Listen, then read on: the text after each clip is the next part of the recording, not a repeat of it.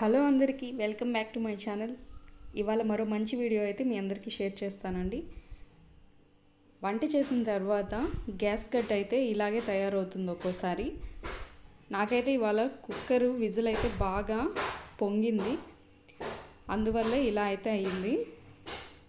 Gas stove అలాగే gas పెట్టుకునే gas కట్టు స్టైల్స్ ఉంటాయి కదా, ఆ గోడకున్న స్టైల్స్ అంతా కూడా వాటి పరిస్థితి అయితే ఇలా అయింది. చూస్తున్నారు కదా, మరకలు మరకలుగా ఆయిలీగా ఇలా అయితే అయింది. దీన్ని నేను ఎలా క్లీన్ చేస్తానో వీడియో అయితే షేర్ చేస్తున్నాను. నేను ఒక ఆయిల్ అయితే యూస్ చేశానండి.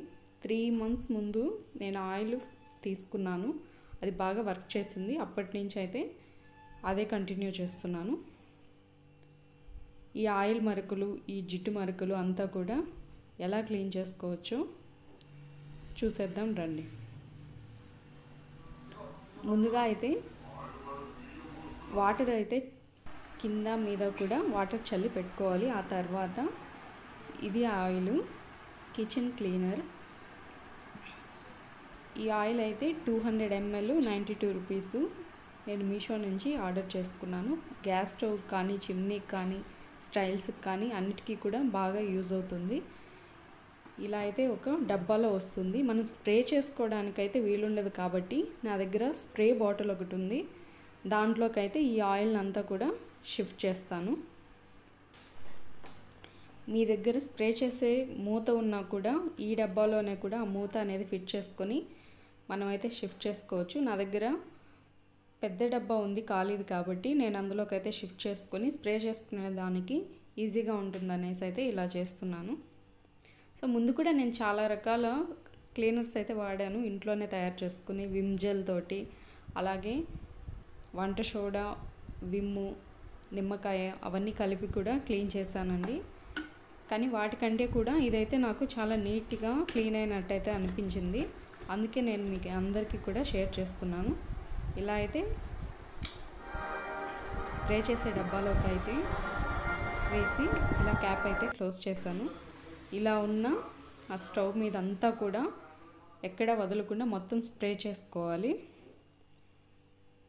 చూస్తున్నారు కదా, ఆ బర్నర్స్ తీసేసి తర్వాత చేసుకోవాలి. ఎందుకంటే అందులోకి వాటర్ వెళ్తే మళ్ళీ మంట అనేది సరిగా రాదు కాబట్టి ఇలా స్టవ్ మొత్తం ఆయిల్ అయితే స్ప్రే చేసుకోవాలి. మనకి ఎక్కడెక్కడ మరకలు అయితే ఉన్నాయో కింద గట్టుకు కానీ ఆ గోడలకు కానీ చూస్తున్నారు కదా, అక్కడంతా కూడా నేను స్ప్రే చేస్తున్నాను. అలా వెయ్యంగానే లైట్గా స్మోక్ లాగా అయితే వస్తుంది, కానీ హ్యాండ్ తోటే కూడా యూస్ చేసుకోవచ్చు. ఏం ప్రాబ్లం అయితే లేదు, మండడం కాలడం అట్లాంటివి అయితే ఏముండదు, చల్లగానే ఉంటుంది. కానీ ఒక 2-3 minutes అయితే అలాగే వదిలేసి తర్వాత అయితే స్క్రబ్బర్ తీసుకొని ఇలా అయితే చేయాలి. ఇలా స్క్రబ్ చేసిన వెంటనే మరకలు అన్నీ కూడా రిమూవ్ అయిపోతాయి. చూస్తున్నారు కదా, అక్కడైతే పాలు పొంగిన మరకలు ఉన్నాయి కదా, ఆ పాలు పొంగిన మరకలు కూడా ఈజీగానే నానిన వెంటనే కూడా రిమూవ్ అయిపోతాయి. ఇలా అంతా కూడా నీట్గా క్లీన్ చేసుకొని ఒకసారి స్క్రబ్బర్ తోటి అయితే చేసుకోవాలి. మామూలుగా మనం గ్యాస్ స్టవ్ ఎంత క్లీన్ చేసినా కానీ పాలు పొంగడం కానీ లేదంటే అన్నం పొంగడం ఏదో ఒకటి పొంగుతూనే ఉంటాయి. స్టవ్ అనేది మళ్ళీ అలాగే అయితే ఉంటుంది. సో అలాంటప్పుడైతే ఈజీ వేలో అయితే ఇలా క్లీన్ చేసుకోవచ్చు. ఆ గోడలకు కూడా చూస్తున్నారు కదా, క్లీన్ చేస్తుంటేనే ఆ మరకలంతా కూడా నీట్గా క్లీన్ అయిపోతున్నాయి. సో నేనైతే వెంటనే క్లీన్ చేశాను, ఎక్కువ టైం అయితే ఏం తీసుకోలేదు. ఇలా స్క్రబ్బర్ తోటి మొత్తం కూడా రఫ్ చేసుకుంటూ వచ్చేసాను.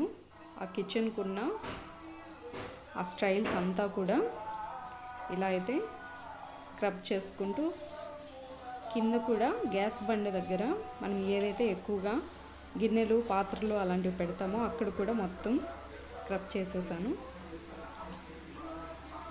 ఇలా స్క్రబ్ చేసిన తర్వాత ఒక 5 minutes అయితే అలాగే వదిలేసేయాలి.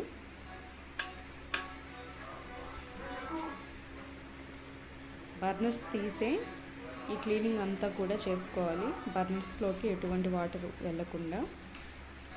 సో ఇలా చేసిన తర్వాత